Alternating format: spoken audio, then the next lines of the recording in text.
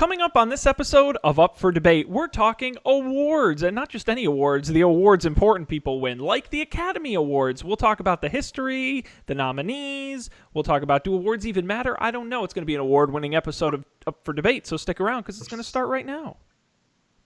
This is Up for Debate, episode number 73, recorded February 2nd, 2017. And the award goes to myself and Matt. Hi, everybody. Welcome to this episode of Up for Debate. I'm Sean Jenks, joined, as always, by our, best foreign film, Matt Mariani. Oh, okay. I'll take that. Why not? Thank you very much, best dressed Sean Jennings. Oh, boy. I always love... We'll get into a lot of the different Oscar things, but there are a few of the awards they don't do anymore. I'm including Best Title Writing, which is one I would... Which, if I could win one, would be pretty fantastic. It was only presented once ever at the very first Academy Award, so only one guy's ever won it. Wow, they should bring that back. Best title. Well, back then it wasn't like silent pictures. They had title cards and shit. Like, I don't even know what that means. Oh, yeah. Is that what that would is? Be one that would be worth looking up, I'd imagine. Best title. Did you say title reading or title rating? Writing. Oh, writing. Best title writing. Yeah. It was won by Joseph Farnham. Let's see. Oh, he was also the very first Academy Award winner to die. A fun fact. Wow. So maybe that award was cursed. Ooh. No one else has won it. So, yeah, he won it, for doing title cards in silent films. No wonder they don't give that one anymore. I wonder if they, you remember the movie The Artist? Yeah, absolutely. Came out a couple years back, and I think it won Best Picture, if I'm not mistaken. It sure did. I wonder, as a really, coy promotion, they could have brought that category back just had the artist nominated and given it to, I don't know, maybe that would be too cheesy, or maybe too much of a clear endorsement or advertisement of the movie. But probably I would have. I mean, it's also a really unique and avant-garde thing, and I'm surprised the Academy didn't do it, because it's very them. Isn't it very them to create a whole category just for one movie for a I don't think that would fly like that? Yeah, no, they're too prestigious for that. Although you will be happy to know that an award for Best Title Design was actually proposed in 1999 and was rejected. So, there you go. Matt, we're talking about awards this evening. I wanted to mention a couple things before we dig into that. And actually, we're going to do a movie draft update because we haven't done one in a while, and we've got some exciting things on that front. But first, to everyone out there, thanks for watching. As always, we appreciate it. UpForDebate.tv is our website. Of course, we do this live Thursday nights at, I would say 7:30 Eastern, 6:30 Central, but it depends on if Matt's internet's working, so roughly around there. But you should like the Facebook page at facebook.com/UpForDebateTV because it's always there. And if you like us, it kind of flags you when we go live. And while we're doing that, of course, our phone number is still always active, 508-644-TECH. That's 508-644-8324. You can call it anytime live during the show and join the conversation, or leave us a voicemail after the fact, and we'll listen to it then. Matt, I want to do a quick movie draft update. We haven't done one in a couple weeks here on the show. And we're almost done. There are only 8 movies left. There's only a month left, if you can believe it. Oh, wow. Pretty crazy. It feels like it just started. The winter just flies by, and we've got some exciting results here. I guess we can start at the bottom and work our way up in terms of the totals at this point, as of today, this is February 2nd. Dan Miller is in last with just I really don't want to pick on Dan, but a just completely abysmal $79.9 million. Oh, poor Dan. He was really banking on that Patriots Day movie. Well, he didn't originally have that. That was a replacement. No, but I think he was. I think he had a lot of hopes in that. Yeah, they were all dashed by Marky Mark. He did, and I found out today, his last movie in the draft, God Particle, has actually been pushed out to October, so he's getting another replacement movie. And they're very slim pickings, so I don't know. I gave him some options. I don't know what he's going to get, but it's not going to be pleasant. So, sorry, Dan. You really blew it. In fifth place, Mike with 176 million. In fourth, Colby with 448. Sarah in third with 502. And then our top two, very interesting here, Matt. We have you in second place with 570.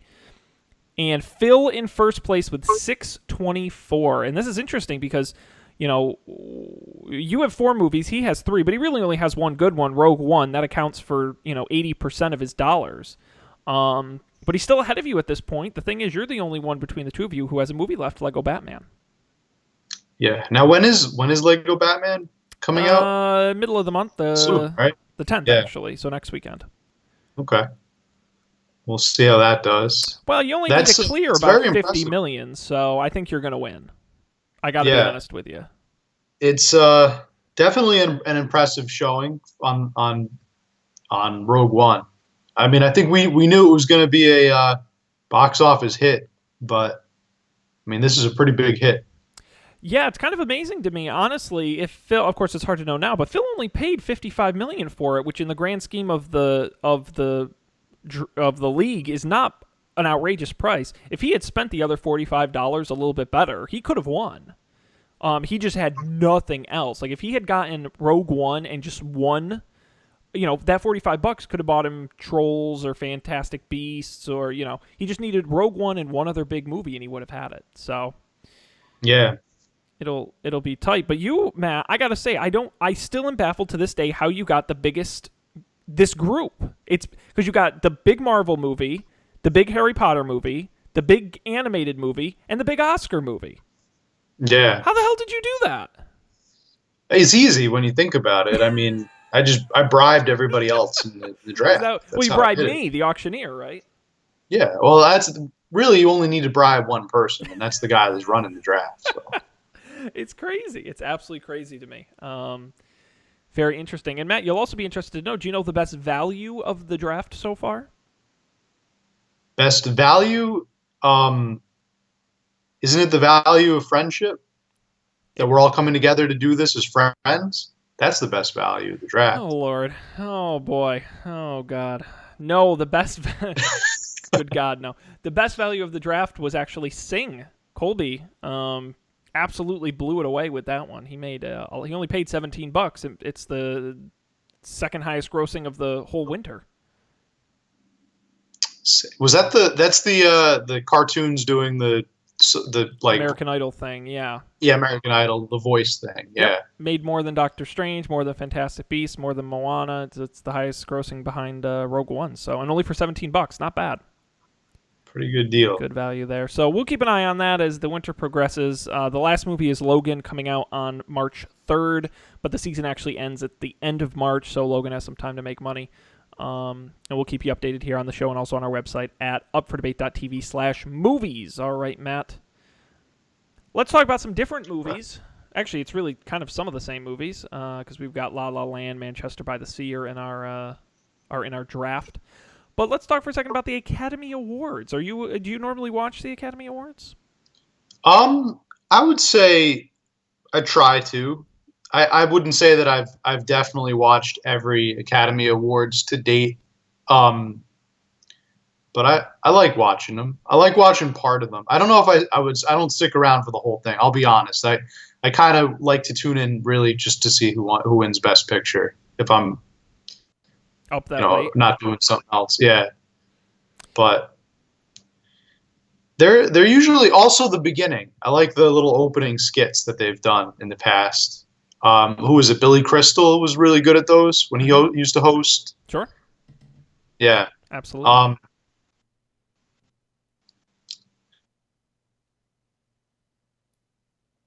Oh, Matt, you're a little chunky there. Nope, we're losing you. He's just really he's thinking hard. Not quite sure what the scoop is with that, but I will say that the Academy Awards for me are just, I don't know, they're not fun. They're just long. The shortest Oscars ever were actually the first one. It only lasted 15 minutes. The longest ever, 4 hours and 4 minutes. So you can see how bloated it's really become. And to be Yeah. honest, it's going to be so painful this year, specifically this year, Why is that? because every friggin' celebrity is going to have some goddamn Trump thing in their speech. Oh, that's Everyone, right. and it's going to be all of them, and everyone's going to try to be better than all the others, and they're going to go on, and the Academy's not going to want to cut them off because it's a political thing, and it's going to be just the whole night is just going to be that.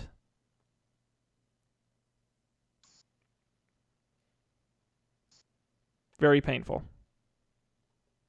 Not fun. So I'm not looking forward to that. Which is a shame because Jimmy Kimmel is hosting, and he did a really excellent job with the Emmys last year. I thought it was one of the best, because I usually watch the Emmys actually more than I watch the Oscars just because I'm more of a TV guy, but I thought he was one of the best hosts they had had in years, and he was fantastic. So I'm excited. I think he's going to be funny, but it's just like, I'm probably going to tape it and fast forward through a lot of it, probably. That's probably a good call.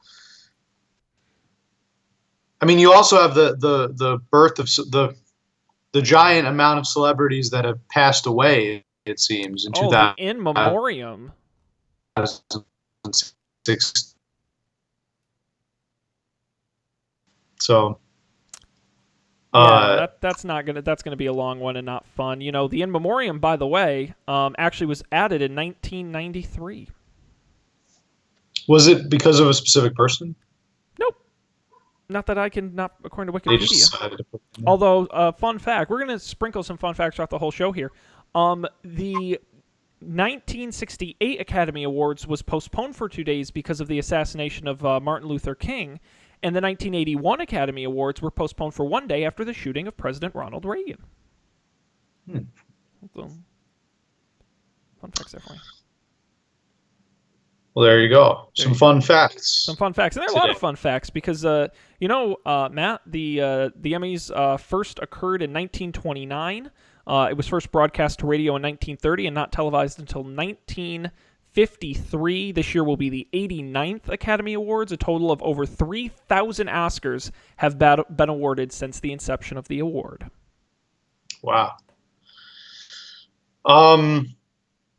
Now, you said the first ever award show was only 15 minutes long? Yes, because most people actually knew ahead of time that they had the winners were actually announced 3 months before the ceremony. And it wasn't televised, it wasn't on radio. They basically just went up, got their awards, and went home. Oh, did they give a speech?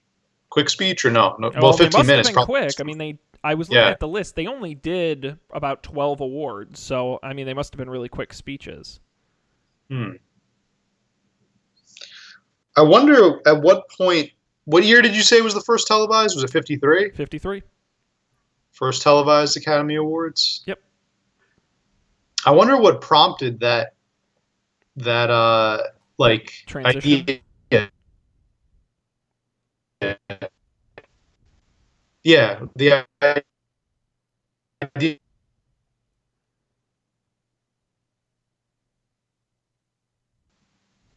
Yeah, well, I would say back in that time, I would say part of it was probably the not tabloid culture, but I just think it was an America's larger interest in the mechanics of Hollywood. It wasn't just about going to the theater and watching movies. You started to care about how movies were made, which I don't think was as true back in 29.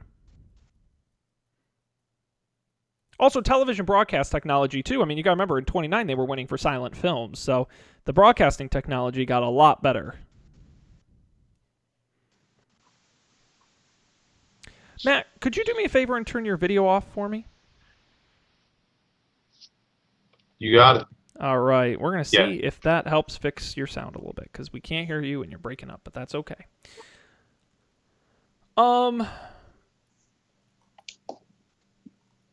The Oscars, the Academy Awards, as they are known. Matt, do you know that in order to be considered for an Academy Award, your film must be feature length, which is defined as a minimum of 40 minutes, except for short subject awards, and it must exist on either 35 or 70 millimeter film print or in 24 or 48 frames per second digital cinema format with a minimum projector resolution of 2048 by 1080 pixels.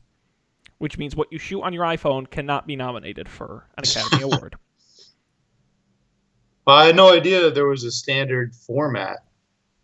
So I guess Vine will never. Well, Vine doesn't really exist anymore, right? No, you're right. Vine doesn't exist anymore. But you can go So for an Emmy. There are Emmys for digital content for web series. So that would probably be yeah, your award. yeah, all the YouTubers out there, Oh, don't say that. I hate. Don't say that. Ugh, that's damn it. YouTube generation, Ugh, YouTuber. If I ever get called a YouTuber, Matt, please kill me. YouTuber, YouTuber. YouTube. Now, what was I gonna say?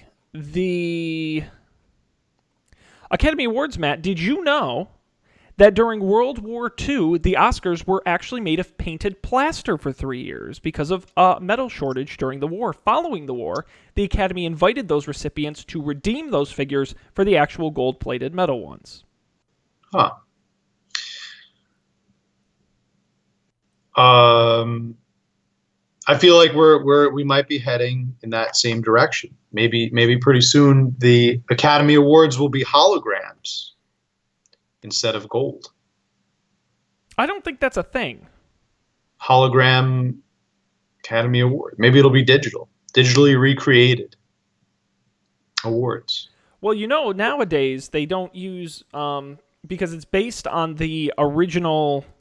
The statue is the same statue it's always been. It's based on the original design from 28. But what they've done is they don't use the original molds. They actually did a 3D scan of the original and use that to create new 3D printed molds. So there's a lot of new technology that goes into making those statues. Now, what is the statue? I'm sure in your research you came across this somewhere. What is the statue supposed to represent? That is a really great question. The model for the you mean that like the person that's standing there? Yeah. It's said to be Mexican actor Emilio Fernandez, who was one of the most prolific film directors in the golden age of Mexican cinema in the 40s and 50s. Now, why him? I don't know. It doesn't specifically say. It just says that that's the sculptor who, the sculptor chose it. So that's what they based it off of. Correct. Now, an interesting fun fact you probably don't know is that the the statue, the Academy Award statue, is standing on a like where his feet are. You don't really see this unless you get real close to the award, but he's standing on a film reel with 5 spokes. And those spokes represent the original branches of the Academy: actors, writers, directors, producers, and technicians. Oh. Fun fact. We're just full of them. Well, we're full of something. I can definitely appreciate that one as someone who used to make trophies. That's right. I forgot you worked at a trophy store. Trophy manufacturer. Sometimes I forget to. That must be a real bright spot on your resume. I bet people ask you about that. Trophy, yeah, that is an interesting job. That was probably the most interesting job I have had pre-teaching. Yes, trophy manufacturer, trophy guy. Trophy manufacturing. Matt, are there any like secrets to making what's the best way to make a trophy? Like, I don't know anything about trophies. The best way to make the trophy is to know Excel. That's what surprised me the most. We did a lot of work with Excel. Basically, the engraving is made it starts on an Excel spreadsheet that you get from the customer, or if they send it into a different format, you usually wind up converting it to an Excel spreadsheet anyway. And that is because you can format especially if it's a long list of names with many different people, you can format it into different columns and things most efficiently in Excel. Right. Then you just got to tell the laser program to what shoots the lasers at the gold, what you want it to shoot, and then it shoots it. That sounds very technical. It's yeah. It can get pretty technical. I would very much like to have one of those machines handy at my house. Oh yeah. I don't know what I'd do with it yet, but I think I have a couple of ideas. Yeah, So I was always jealous because, of course, back when I was in Pittsfield working there, they had our big development center, and they had all these giant manufacturing machines, like the big CNC machines and the big water jet, that could like cut all kinds of metal and crazy shit, and the big 3D printers and all like this crazy technology. And I'm like, I want to make stuff with it. I want to play with it. You tell me you can just program the computer, it'll make anything. That's so cool. I want to make 100 of these. And like they 3D printed a bicycle. I'm like, this is great. How do I get to do this? So I hear you. Sadly, I don't think I have enough space, or I'd be like, oh wow, this machine's really cool. They're like, yeah, they had a whole train bring it in. Like, oh, how much did this cost? They're like, you don't want to know. They're like, nice. it's so expensive we didn't even buy it. We're leasing it. And I'm like, all right, well, I'll let you have it then. Now, Matt, did you know that since 1950, the people who win Academy Awards kind of don't own them? Like, have you ever wondered why no one has ever sold their Oscar? Why you can't just buy an Oscar? Yeah, I guess I've never wondered that, but now I'm definitely wondering that. Is that a true fact? It is. Since 1950, the Academy has made every winner sign an agreement. In order to get your statue, you agree that you or your heirs, should you die in the future, if you decide to sell the statue, you must first offer it to the Academy for $1. Now, the Academy can turn it down, and you can sell it on the open market. Of course, they never do. If you refuse to sign that agreement, you don't get your statue. Interesting. Now, I wonder why that is. Pre-1950, some have sold. Most famously, Orson Welles' 1941 Oscar for Citizen Kane was sold in 2011 for $861,000. There's only one individual who has actually sold his own Oscar for the money, and that's in 1992, Harold Russell, who won it in 1946 for Best Supporting Actor, actually sold his for $60,000 to pay for his wife's medical expenses. He holds the distinction of being the only person to have done that. Wow. I'm assuming because, I can't blame him. It makes him, A, extremely valuable, and B, it's, that seems like a good idea on behalf of the Academy. They want to keep track of them, and if the people don't want them, then the Academy wants them. So I guess that kind of makes sense. Yeah, I get it. I get that. Makes sense to me. So the Academy Award, I'm wondering if there's ever been, has there ever been someone who's refused the Academy Award or boycotted the getting the award, or Matt? Maybe hasn't shown up? Many times. Many.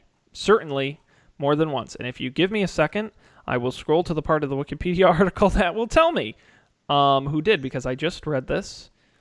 Refusing the award.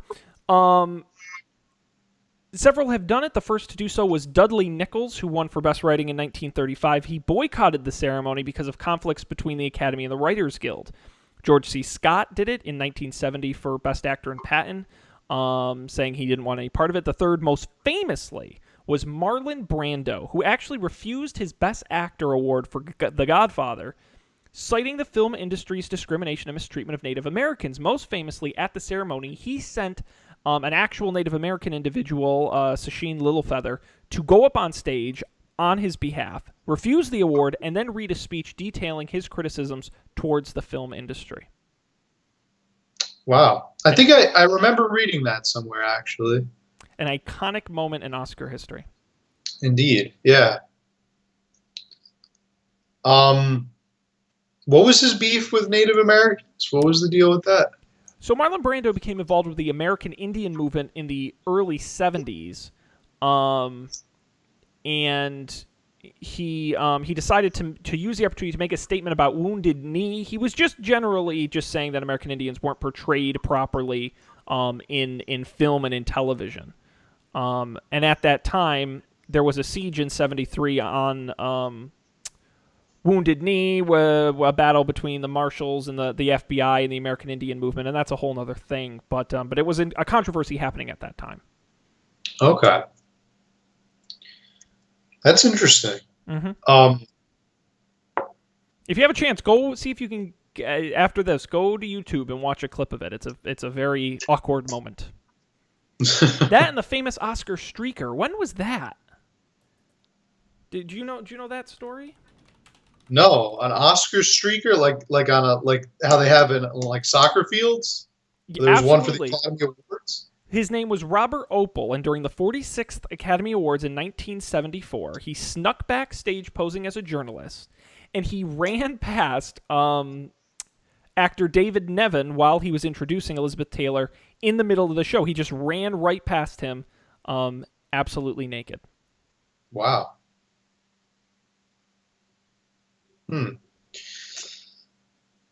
Did he have anything like? There's nothing like painted on him, like "Go Oscars" or like the football. What do you mean, "Go Oscars"? No, I don't. No, I don't believe so. Sometimes with like soccer games, they have like stuff painted on their butt or something. So he was just naked. Here, I'll put up on screen for the folks watching the video version. They'll get to see the streaking clip. And he just kind of you don't actually see his junk on camera, and he runs. You see him, but he just runs behind him very quickly.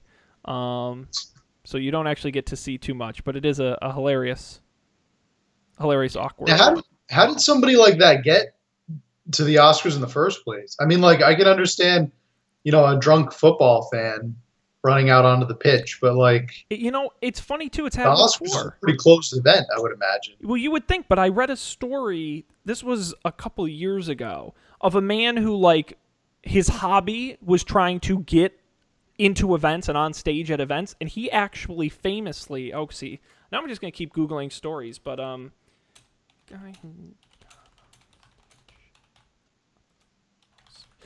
he actually one year got up on stage with one of the with the Best Picture group, and he actually walked up on stage. This was some random guy who just managed to. He's just really good at talking his way into these things. He's done it at sporting events and at award shows, and one year he actually went up on stage with the whole group for the Best Picture Oscar. Wow. But I can't remember his name.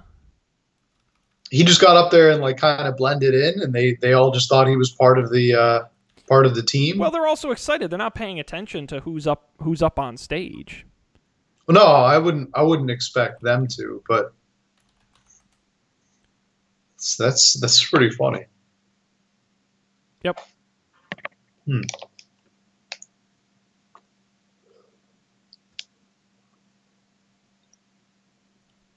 So there you go. Well, do you have any predictions for this year's Oscars? Oh, Matt, so let me ask you, Matt, have you seen any of this year's nominees? I actually have. We're talking about Best Picture, I assume? Oh, sure. Well, yeah, sure. Last weekend, I went and saw Hidden Figures. Oh, the film about the ladies who worked at NASA, which is probably a crappy summary. Yeah, I believe if given my prediction, I would say that Hidden Figures is just going to smash that category. No.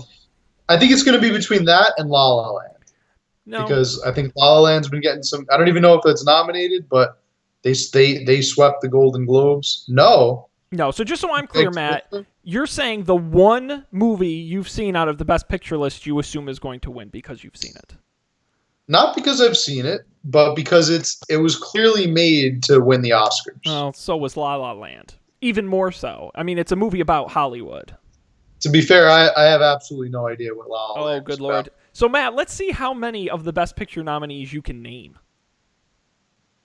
No, that was it. I can only name those two. Hidden Figures and La La Land. All right. I'm assuming that Fantastic Beasts and Where to Find Them is not You nominated for know, the best one. somehow Captain America Civil War didn't make it. X-Men Apocalypse, none of these for some reason Yeah.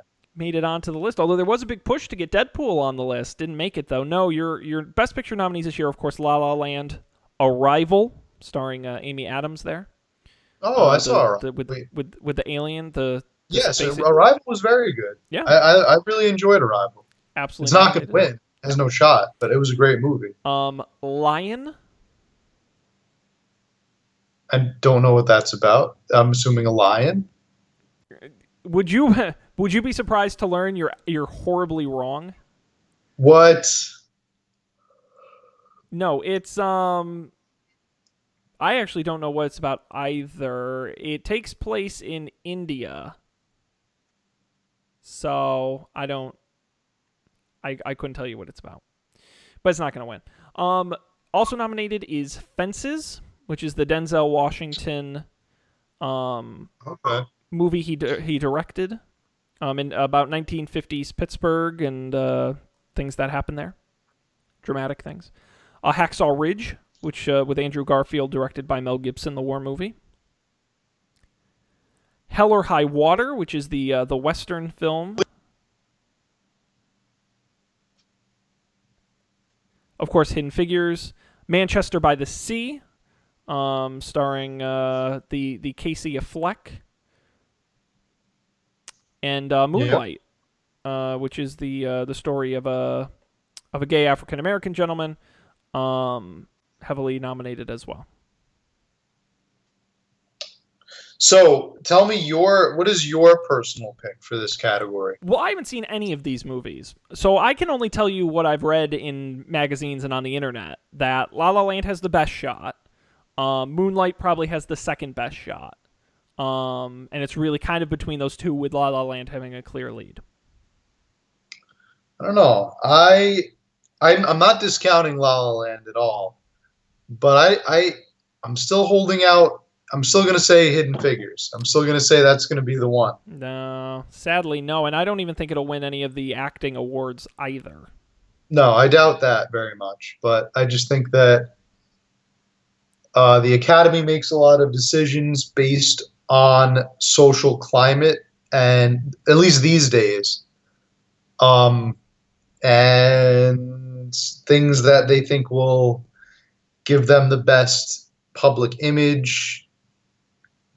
And I think that Hidden Figures is that movie. Although your description of Moonlight sounded very much, I think, very much very Oscar-y indeed. Well, yeah. You got to remember, Matt, the Oscar voting body, which is about 3,000 people. No, it's closer to 6,000 people, is overwhelmingly white, overwhelmingly male, and overwhelmingly old.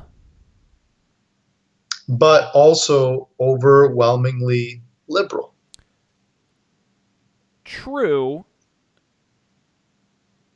but old, harkening back to the age of musicals. They're going to like a musical. You got to remember Chicago won a few years, That is many true. years ago. That is true. I forgot.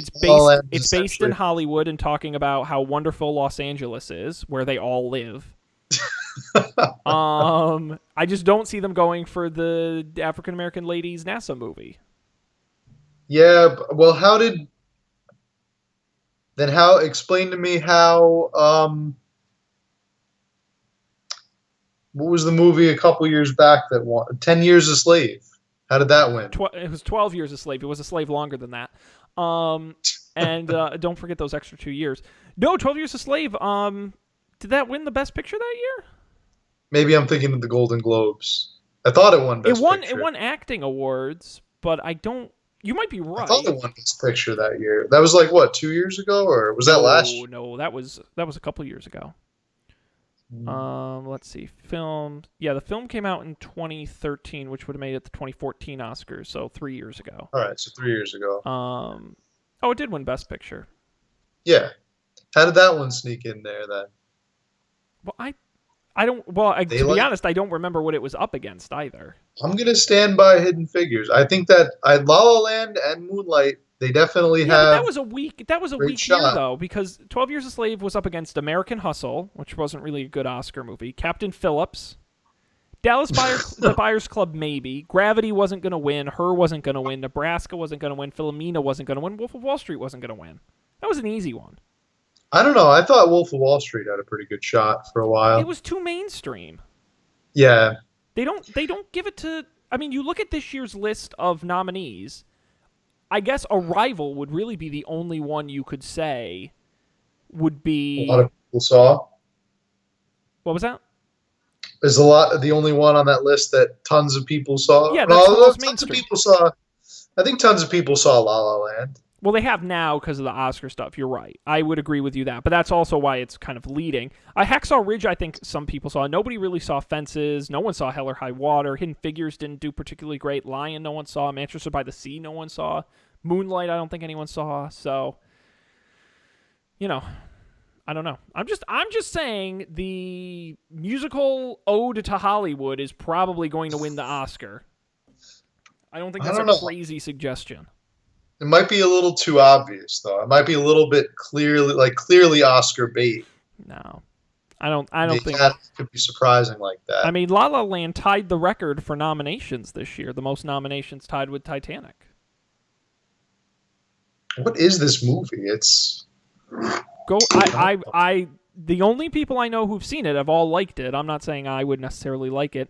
La La Land was nominated, of course, for Best Picture, also Best Director, Best Actor in Ryan Gosling, Best Actress in Emma Stone, and for 2 Best Original Songs as well. It also won in every category it was nominated for at the Golden Globes with a record-breaking 7 wins. You know what I think, Sean? What? I think the Oscars needs a worst picture category. Well, they have that. Matt, there is a separate award. Are you familiar with the Razzie Awards? I have heard of the Razzies. Isn't that done by Rotten Tomatoes? I They can don't know if they actually. I don't know who runs it. It was co-founded by UCLA film graduates and film industry veterans, so I don't think it's not associated with Rotten Tomatoes. But, I thought it was. But this year it's the 37th. I mean, it's been around for quite a long time. So I have heard of the Razzies, and so do they pick an overall worst? That's not something you could watch, right? You can't tune on to NBC to see the Razzies, worst movie awards. I don't know. Maybe it is. Well, I would think they stream it online. You're right. I don't Yeah, think I was anybody gonna say. would. It sounds more like a streaming thing. Anybody would do that. For example, last year for worst. Can you guess last year's worst picture nominees? Last year's worst picture? I don't think they've come out yet this year. I gotta look. What came out last year? Um. Pete's Dragon. Um, Was Pete's Dragon on the list? Oh, I do have this year's. Okay. Right, let me take a look here.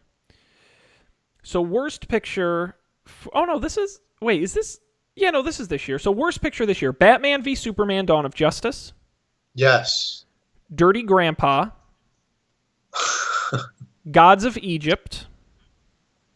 If you remember that one. Hillary's America: The Secret History of the Democratic Party, which I'm told is quite a hilarious propaganda film. Independence Day: Resurgence, and Zoolander #2. I'm actually really happy with that list. It's pretty fantastic. solid. Every single one of those deserves a Razzie. Fantastic.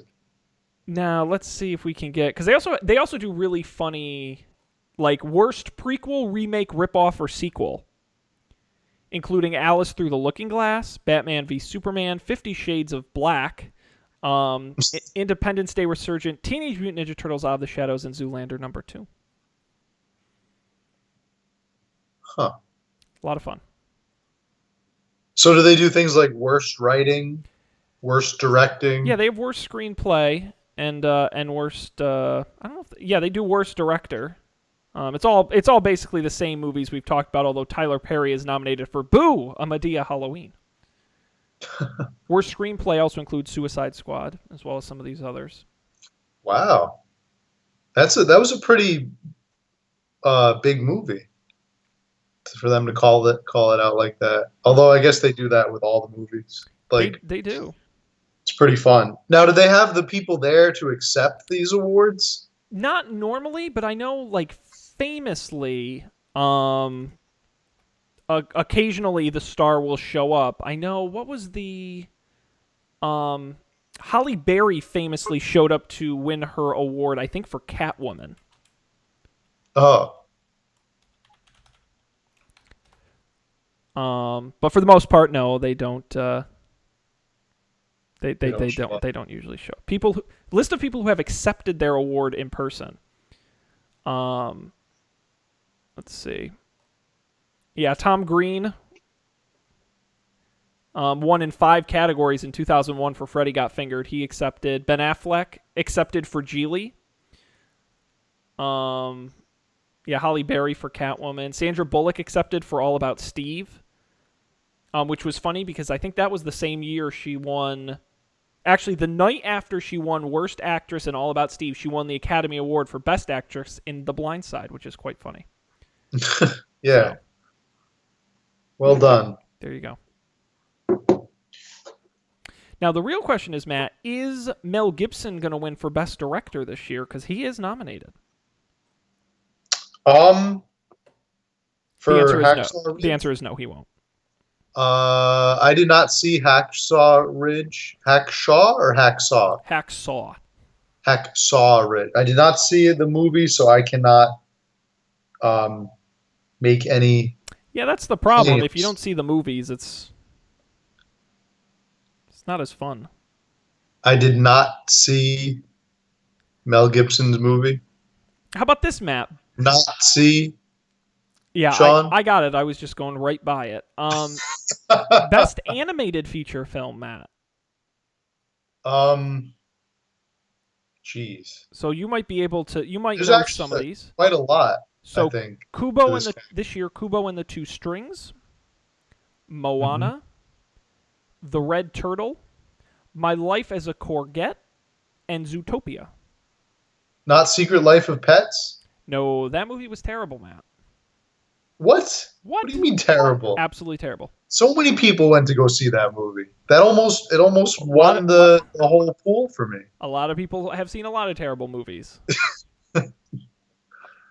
So I've only heard of Moana from that list. God. Zootopia? You haven't heard of Zootopia? That was huge when No. that came out. No idea. Oh, Zootopia. God. So Moana's probably going to win that category, I would think. Right? That's pretty sure bet.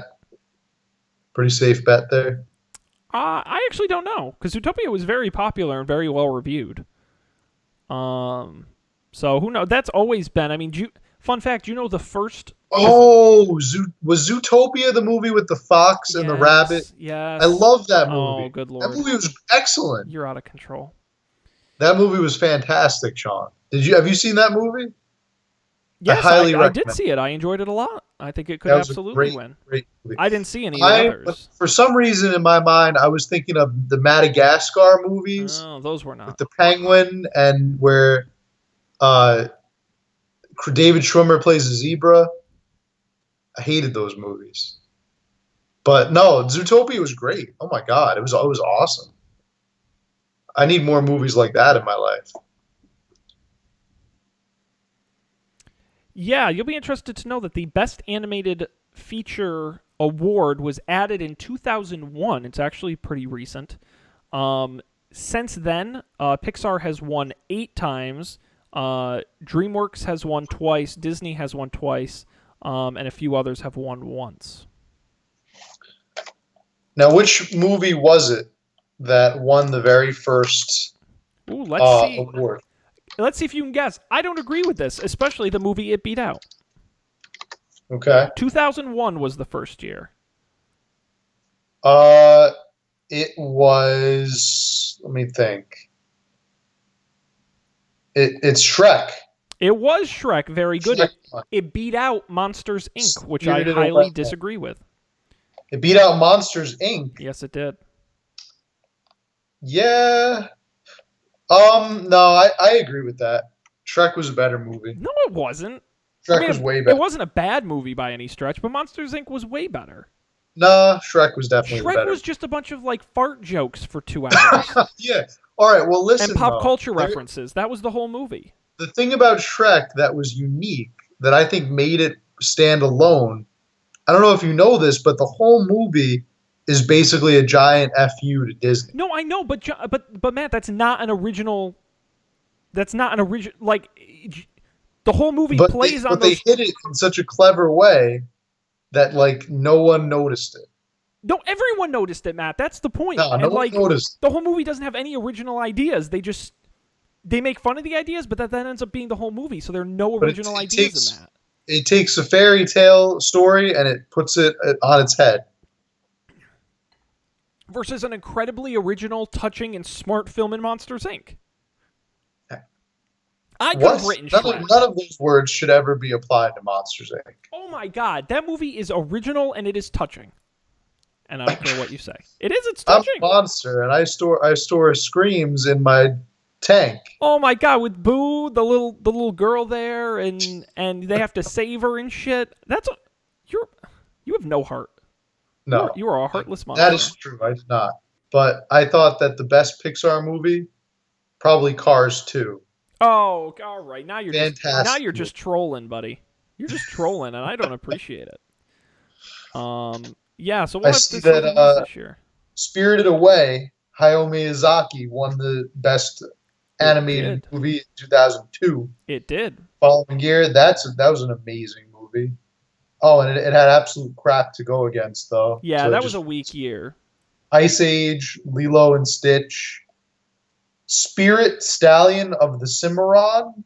Yeah, that was a Treasure DreamWorks Planet. animation. That was one of their first. Oh man, so that was an easy one there. And then Finding Nemo won it the course. following year. Beat out Brother Bear and the Triplets of Belleville, which was weird. That was a weird movie. Then you had The Incredibles, of course. yeah. Yeah, a lot of. I mean, most of these I don't think are particularly surprising. I mean, No, 2011's interesting because Rango won, but you look at what it was up against, and you're not Well, at all yeah. surprised. I mean, if you think about it, how many Pixar movies have lost? Monsters Inc., Cars, but I think that's pretty much it. Otherwise, assuming they had been nominated, they had always won. Some of them weren't nominated. Cars 2 wasn't nominated. It seems like as the years go on, more and more reach the final category. Like you kind of start out with. Well, I think there's just more animation than there 3. used to be. I mean, compare now 2001 to now. Absolutely. You know, now it's so cheap and easy, everyone can do it. Yeah, just not a quick observation there. We can't do it, and we won't try because we know better. My Life as a Zucchini was one of these movies. My Life as a Courgette, also titled My Life as a Zucchini, that is nominated this year for Best Animated Foreign film. Language And it won't film it won't win because no one's ever heard of it. and Best Animated Film. All right.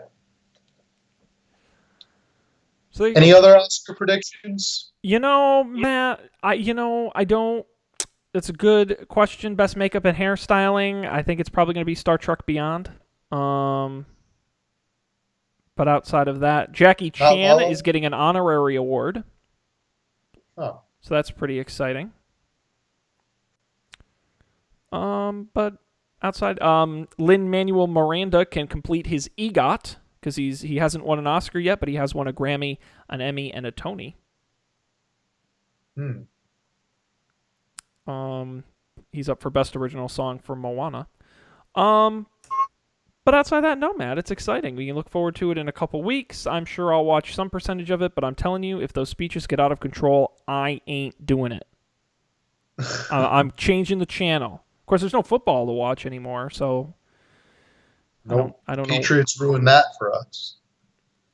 No, Matt, the season just always ends at the Super Bowl. It's not like they had more games, and I'm not sure you understand how that works. Well, but we'll look forward to that. And then we have the I'm sure we've got more awards coming up after. The Grammys are also in a couple weeks, although I don't think anyone really cares about the Grammys. Do they? No, I certainly don't. Your guess is as good as mine. I know I don't. But there you go. Good. Well, Matt, we're done. That does it. If you could win one Grammy Award, no, I'm sorry. If you could win one Academy Award in your lifetime, which one would you want it to be? I would want it to be, well, if I can't have best title or best title card rating, I would probably You could have best title card writing. No, what you want, I mean, it depends on what your goal is. If your goal is to get on stage and get the attention of winning the award, then you have to get an acting award, because if you're in any of the, like Best Picture or, some of the more technical ones where a couple people goes up, you don't get as much speech or as much attention. So you really want either one of the best actors, maybe writing if you get it, original screenplays tend to be more, one person than adapted, or best director. Probably best original screenplay. Best original screenplay. Yeah, that's pretty cool award. Pretty cerebral award. Shows that you're a thinking man. It is, and I am a thinking man. And I'd be in great company as well. Mel Brooks, of course, has won an Oscar in this category, but so did Diablo Cody. So, what are you gonna do? Go figure. Yup. God, I forgot about that. That was a weird one. But anyway, what about you, Matt? What would you win? Oh, best costume design. Best costume design. That's a pretty good one. Absolutely. They now televise that one. They didn't used to. So you do get to be on TV. Oh, is that one of the ones they quickly mentioned off camera? Yeah, the ones where they do them 3 in a row, all with the same presenters, and they just bang them. It's like that, makeup, and production design, I think, and then they just bang them out. They might even be the ones, because they do the ceremony the day before, the technical Oscars, and they just say your name, but you don't actually get to do anything. Yeah. Best score would be pretty cool too. Best score, sure, absolutely. The music ones. Yep, you got a lot of good. Matt, you could do best foreign language film. I know you're very up on your various languages. Yeah, that could be fun. I feel like the options for those are always so bleak. They're always these movies that have really sad, heartfelt plot lines. I don't know. Yeah, no, there are no fun foreign language films. That is true. But then again, how many fun Best Picture winners are there? That's true. I mean, That's comedies don't usually win that. I would say The Artist. I'd make an argument for The Artist. Yeah, La La Land, I think, is a good example. Is that a fun movie? See, I heard people say that was extremely sad. I've heard it has its moments both ways. But I'm looking at the recent winners. Yeah, most of them aren't. Chicago, maybe. Yeah. Might be the music. Yep, might be a little more fun. Schindler's List, not fun. Nope. Not fun. Not a real laugh factor. Yeah, not a lot of real funny movies win. I've always thought, going back to The Artist, I always thought there was a place for silent film. Like a category? Just bring it back. I thought it was going to usher in this resurgence of silent film. I thought it was a great movie, and I think it's an untapped genre. There's a lot of possibilities and potential to silent film. You are so wrong. It's staggering. No, look, the reason they originally had silent films wasn't because people like movies without people talking. It's because they didn't have the technology to do it. That's I'm saying it nowadays. Even though we have the technology to do it, I think it's a worthwhile medium to explore for future artists out there and future filmmakers. This is like bands who still put out their new albums on cassette tape. It's just don't do it. You're not helping anybody. We always talk about what the film industry can do to adapt to a new era, maybe looking back to the classics. Oh, yeah, because the millennials love silent movies. No, they'll hate them, but indie people like me will love them. Oh, good God. I'll go out and see every silent movie Well, ever made. go make a silent movie, Matt. But in the meantime, I'll keep watching whatever the next Marvel movie is that's coming out. Can I make a bold request here, Sean? Sure. I think we should do a silent episode of Up for Debate. Well, not if your video doesn't work. We can't. That's kind of the first requirement. This is gonna be just a still picture of you and a lot of movement from me. I guess that can't work at all if we're a podcast either, because Yeah, probably not a good idea. It's a fun thought. Now we could do a musical episode. it'd be very avant-garde for us to do a silent podcast, or even a musical podcast.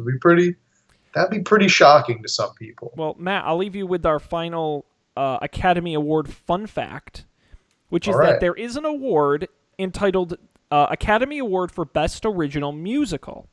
It is still in the rule books and is still an active award. However, nobody submits enough musicals to fill the category. It hasn't been awarded since 1984 when it was won by Purple Rain. And wasn't that a Prince song?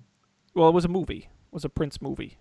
Oh, okay. They made a whole movie about it, won the Oscar for that. But in those final years, usually you have to submit at least 3 musicals to fill the category.